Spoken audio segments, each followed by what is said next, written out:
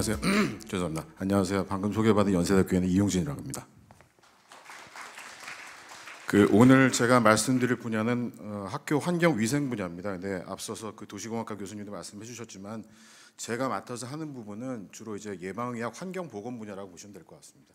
여러분들 잘 아시겠습니다만 사실 학교라는 공간에 중요하다고 볼 수 있는 것들은 사실 성장기 아이들이 꽤 오랜 시간 활동하고 있는 공간이고 그 공간 안에서는 상당히 많은 유해인자에 노출될 수가 있습니다. 근데 제가 하는 일들은 사실 유해인자에 노출됐을 때 성장기 아이들이 어떠한 건강 영향을 미치고 있는지 이제 그런 것들에 대한 관련성을 분석하는 일을 주로 하고 있고요. 아마 그런 역할 때문에 원장님께서 이 환경 위생에 관련된 분야의 과학을 저한테 좀 맡겨주신 것 같습니다. 사실 좀 정확하게 말씀드립니다만 저희가 좀 2019년도부터 2024년까지 과기부하고 환경부 지원을 받아서 약 360억 정도의 돈을 지원을 받았습니다. 그래서 꽤 긴 기간 동안에 여러 분야, 그러니까 건강영양뿐만이 아니라 교사 내에서에 대한 여러 유해물질들에 대한 동향, 그다음에 그것들을 해결하기 위해서 건축적인 노력들이 어떻게 되는지, 그다음에 마지막으로 그런 것들을 유지하기 위해서 정책적으로 어떤 지원들이 필요한지에 대해서 약 한 5년 가까이 저희가 연구를 수행을 했었습니다. 그리고 주로 제가 했던 것들은 이제 그렇게 노출되게 되는, 특히 미세먼지에 노출됐을 때 아이들에 대한 건강 상태에 대한 변화나 또는 이제 이런 것들을 저감시키기 위해서 어떠한 중재 효과가 있었을 때에 대한 영향에 대한 변화가 있을지에 대한 것들을 정량적으로 평가를 해서 교육 현장에서 도움이 되게 되는 기초 자료들 저희가 마련을 했었거든요. 이제 그런 내용들 중심으로 해서 환경 위생 분야에서 교육 환경 보건이 어떤 역할을 진행을 해야 되는지 그 부분에 대해서 좀 말씀드리겠습니다. 순서는 이렇게 되어 있는데요. 우선 여러분들 어차피 현장에서 오신 분들이 많으실 겁니다. 그래서 아마 이 환경위생이라고 하는 것들은 학교보건법 안에 들어가 있는 내용들이고 그 학교보건법 안에서 환경위생의 어떠한 부분들을 건드려야 되는지에 대한 것들은 이미 아시는 내용이다 조금씩 저희가 좀 환기를 해보도록 하겠고요. 그 다음에 이제 국외에서 어떠한 사례들이 있는지 앞서서 교수님도 저번 설명도 해주셨지만은 국외에서의 사례를 저희가 한번 보면서 교보원에서 어떻게 적용시키는 게 좋을지에 대한 것들을 한번 살펴보겠습니다. 그리고 지금 아마 설문지를 이미 작성하신 분들도 계실 것 같습니다. 저희 분야 같은 경우에는 실제 교육청에서 교보원의 어떠한 역할을 필요로 하시는지에 대해서 좀 설문을 현재 좀 진행을 하고 있는데 그 부분에 대한 것들이 정리가 되고 그러니까 현장에서의 목소리가 같이 정리가 돼야지만 교보원에서의 역할도 좀 정리가 될 수가 있을 것 같아가지고 마지막 부분에 있어서는 이제 그런 설문조사에 대한 결과에 대해서는 말씀드리겠습니다.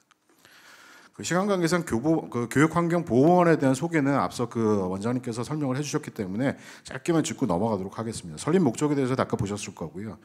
4가지 배경과 목적이 있는데 교육환경 보호의 사전적 예방 구축, 그다음에 지속 가능하고 안전적인 제도 운영, 그다음에 교육 현장에 대한 능동적인 대응과 마지막으로 총체적 관점에서에 대한 학생에 대한 건강 정책 선도를 하고 있다는 역할이 교육환경 보호원에서 해야 되는 일이라고 볼 수가 있습니다. 그래서 환경위생 분야에서는 크게 2가지로 좀 컨트롤할 수가 있겠다고 볼 수 있겠는데 우선 첫 번째로 나와 있는 교육환경 보호입니다. 그래서 앞서 제가 모두에서 말씀드렸던 것처럼 성장기 아이들이 얼마만큼 유해물질에 대한 노출을 줄일 수가 있는지에 대한 것들을 보기 위해서는 교보원에서 이런 교육 환경에 대한 정보나 정책, 연구 이런 것들이 수행이 될 필요가 있게 되겠고요.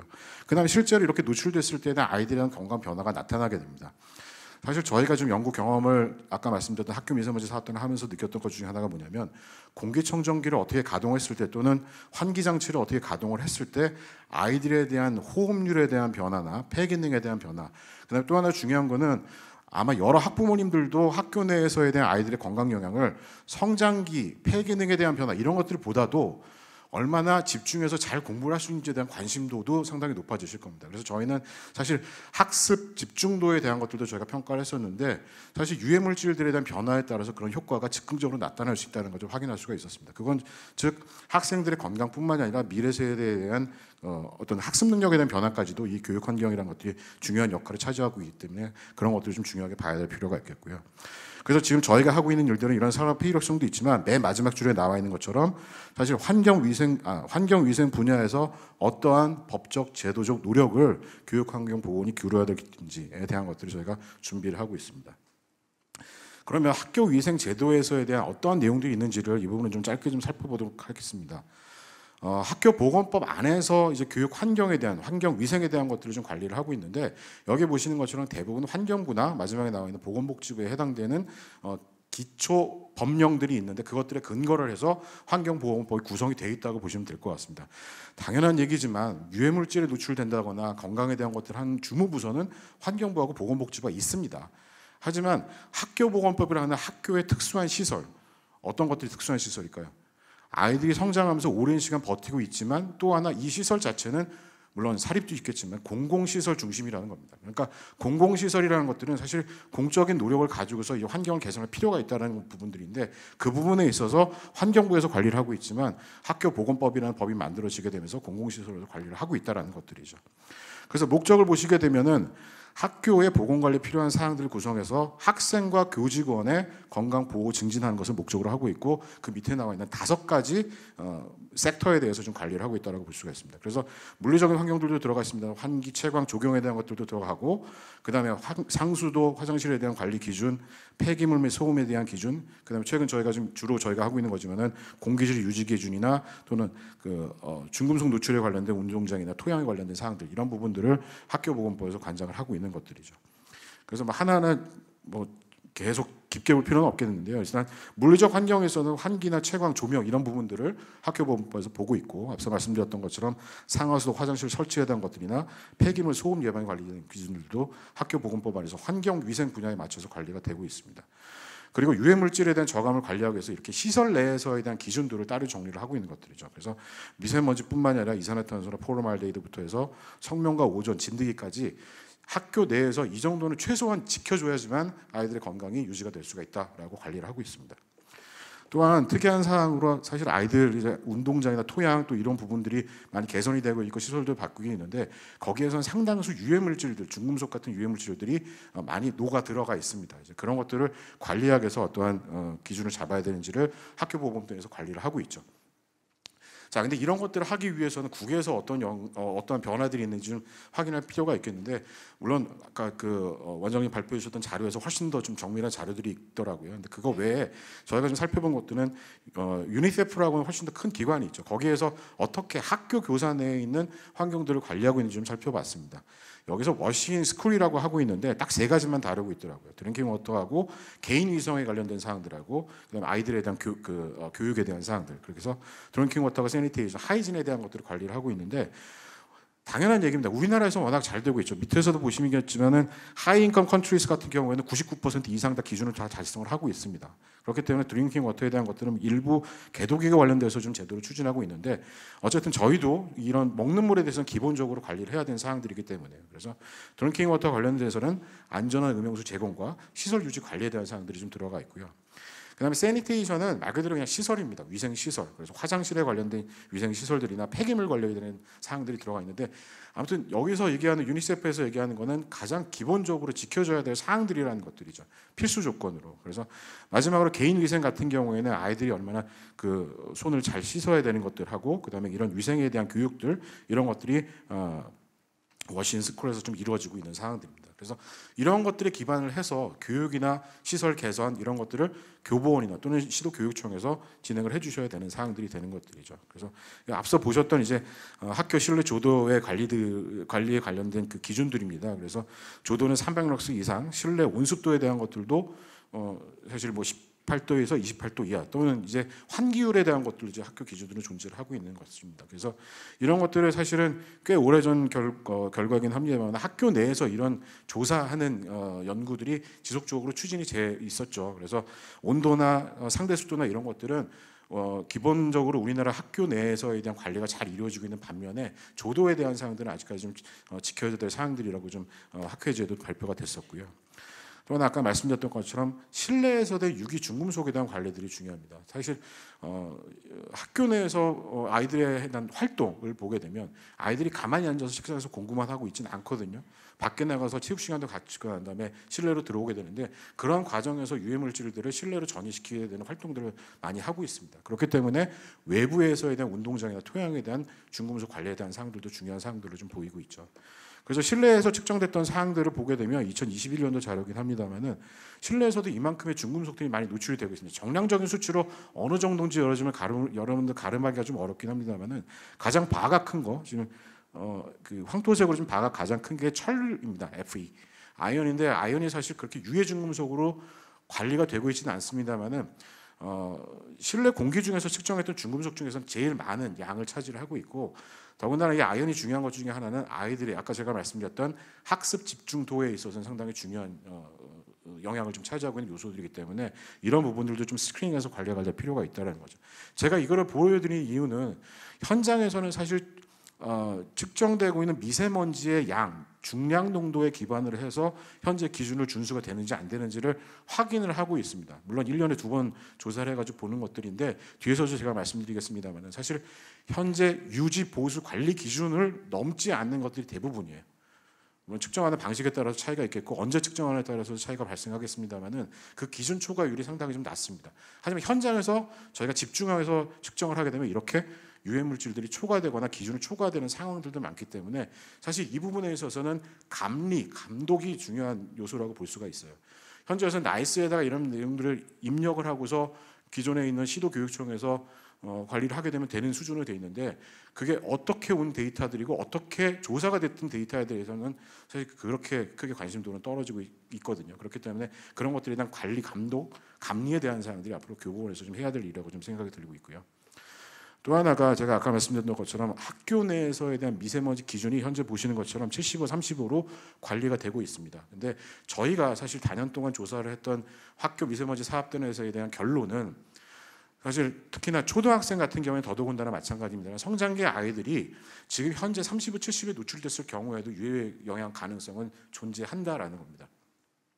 지금 보시는 단위를 보시게 되면 마이크론 퍼 큐빅미터인데 이건 정해져 있는 공간 안에서 유해 물질이 얼마만큼이 된다는 걸 표시하는 기준이거든요. 즉 농도입니다.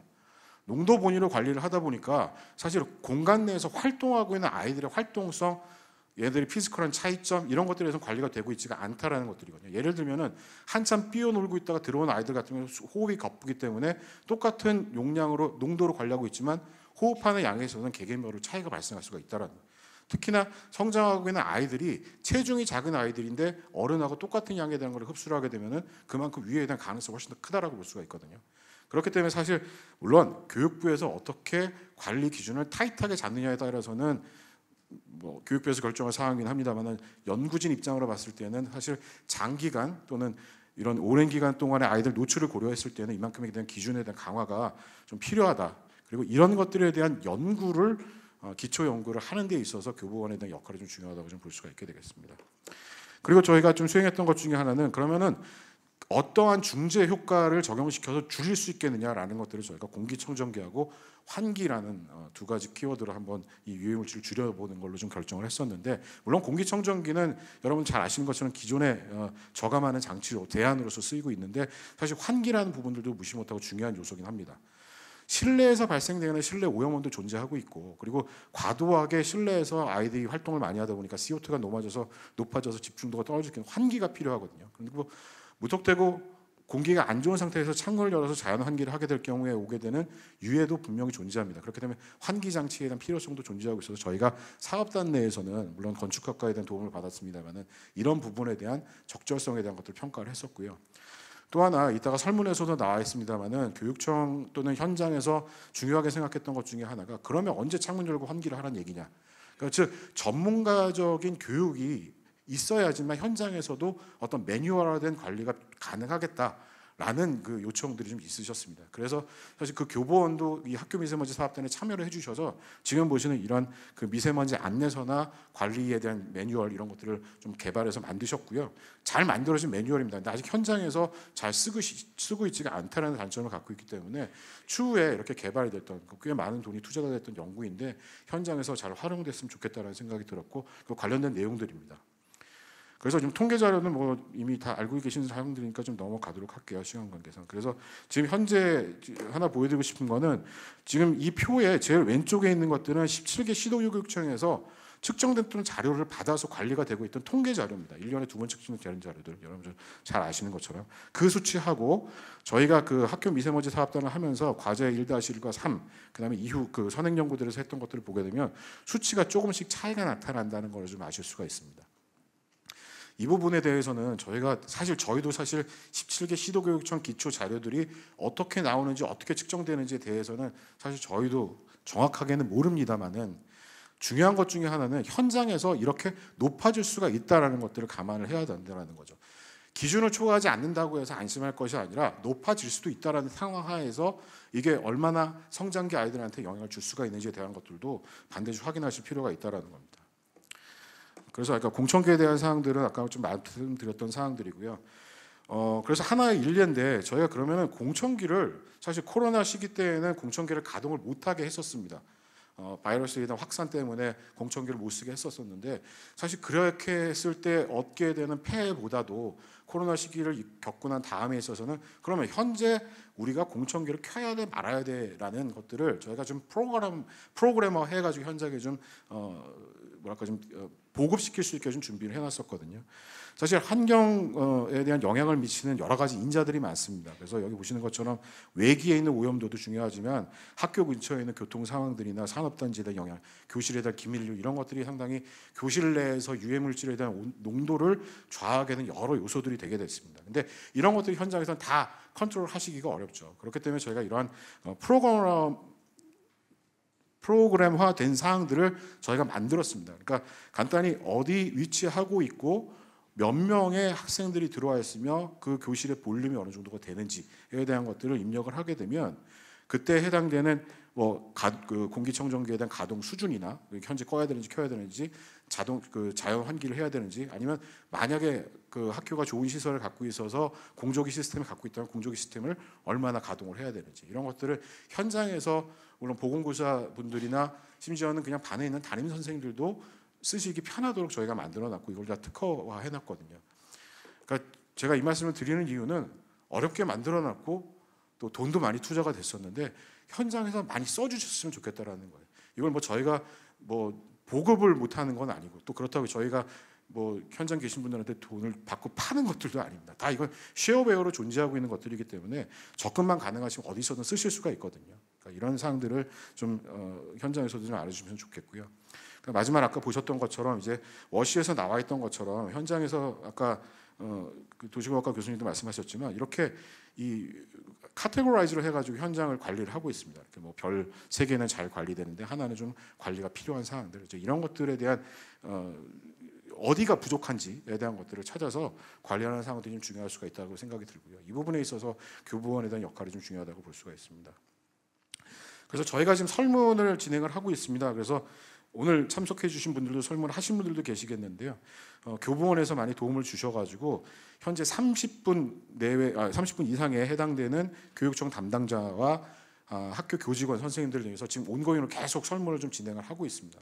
그래서 지금 보여드리는 거는 사실 수치는 그렇게 중요한 사항은 아닙니다. 아직 지금 진행하고 있는 사항들이기 때문에 그래서 설문조사 구성 내용을 보시게 되면 정책이나 제도에 대한 사항들, 그다음에 개선 방향이나 기술에 대한 사항들, 그다음에 유관기관과의 협조나 필요성들 이런 것들에 대해서 저희가 조사를 하고 있는데 몇 가지 보시게 되면은 일단 현재 시행되고 있는 학교 위생 정책에서 가장 개선이 필요하다고 생각되는 부분이 어디인지에 대한 것들을 저희가 설문을 해봤더니 약 83.3%가 학교 현장에서의 실정 반영이 좀 부족하다라는 내용을 좀 설문 답변을 해주셨고요. 그다음에 위생과 관련돼서 정책이나 제조면에서 부족한 점이 무엇이냐. 그래서 현장 교육이 및 훈련이 좀 부족하다. 뒤에서도 나오는 얘기지만 현장에서에 대한 그럼 우리가 어떻게 해야 되는지에 대한 그 지원이나 이런 것들이 좀 필요하겠다는 답변을 좀 많이 주셨습니다. 그리고 어떤 부분에서 필요하느냐 그러면 이미 존재하고 있는 정책이나 제도 개선에 대한 기술적인 지원이 좀 필요하겠다는 부분들, 그다음에 전문가 교육이나 훈련줄이 필요하겠다라는 부분들을 좀 설문 답변을 해주셨고요. 그 외 여러 가지 내용들은 보여드리는 자료로 가름하시면 될 것 같습니다. 아직 그 최종적으로 정리된 자료들은 아닌데 저희가 이런 내용들을 종합을 해서 교보원 내에서에 대한 역할들을 좀 저희가 정리를 하고 있고요. 그래서 그냥 그러니까 주관식 부분을 해가지고 교보원에서 앞으로 수행할 업무들이 어떤 것들이 있는지를 한번 저희가 답변을 받아보니까 실제 학교 현장 내에서는 환경 위생에 대한 관심도가 좀 부족하고 담당하고 있는 전문 인력이 없다라는 것들, 그다음에 이제 형식이 간소화돼서 좀 빠르고 다양하게 좀 도움을 주었으면 좋겠다라는 사항들이 좀 들어가 있고요. 그다음에 유관기관과 교육부에 대한 그 연계성 이런 부분들도 현장에서 좀 요청 사항으로 좀 많이 좀 나오게 됐습니다. 그래서 마지막으로 지금 저희가 해야 될 일 중에 하나가 뭐냐면 그러면 교보원에서 그럼 어떻게 일을 해야 되느냐. 그래서 현재로서는 이제 뭐 측정 결과에 대한 보고를 받고 학교 자체가 학교 환경 내가 학교 환경에 대한 사항들을 자체적으로 개선하고 있고 시도 교육청에서 관리를 하고 있는데 to be 이런 식으로 가야 된다라는 거죠. 그래서 측정 결과에 대한 감리에 대한 사항들도 많이 필요하겠고, 그다음에 측정에 대한 매뉴얼화가 중요할 것 같습니다. 아까 뭐 미세먼지에 대한 사항들도 좀 중요합니다만 그게 조도에 대한 측정이나 이런 매뉴얼들이 관리될 필요가 있게 되겠고요. 그다음에 이런 것들을 전체 통합하는 컨트롤 타워로서 교보원으로 일원화되는 방안들이 좀 필요하겠다는 생각이 드는데, 물론 이 부분에 있어서는 교육부에 대한 검토나 이런 것들이 좀 필요하겠습니다. 그리고 중점 과제로서는 말씀드렸던 것처럼 측정에 대한 감리에 대한 사항들이나 환경 개선에 대한 컨설팅, 그다음에 개선 사업에 대한 도출. 그래서 여기 붉은색으로 표시가 되어 있긴 합니다만은 이 부분에 있어서는 좀 검토가 좀 필요할 것 같기는 해요. 교육부라는 부서의 특징을 봤을 때 환경을 개선하고자 하는 또는 건강을 개선하고자 하는 데 있어서는 그렇게 타 부서에 비해서 그렇게 열심히 노력하는 것은 아니라고 좀 생각이 좀 들었었기 때문에 그 부분에 대해서는 고려가 좀 필요하다고 생각이 들고요. 마지막으로 좀 말씀드리고 싶은 거는 학교라고 하는 시설은 공공시설이라고 하는 데고 그 공공시설 내에서의 성장하고 있는 아이들한테서에 대한 유해 물질을 관리 감독 또는 저감하고 좋게 만드는 거에 있어서의 가장 큰 키를 쥐고 있는 것은 당연히 현장 내에서의 선생님들이고 그것들을 관리 감독하고 있는 교육청 선생님들이 제1선에 계신 분들이라고 볼 수가 있습니다. 근데 이게 다 모아져서 전체 한 목소리를 내고 좀 더 발전된 방향으로 나가는 거에 있어서 교육환경보호원의 역할이 좀 그런 부분에서 좀 필요하겠다라고 좀 생각이 들었습니다. 34초 오버했습니다. 죄송합니다. 감사합니다.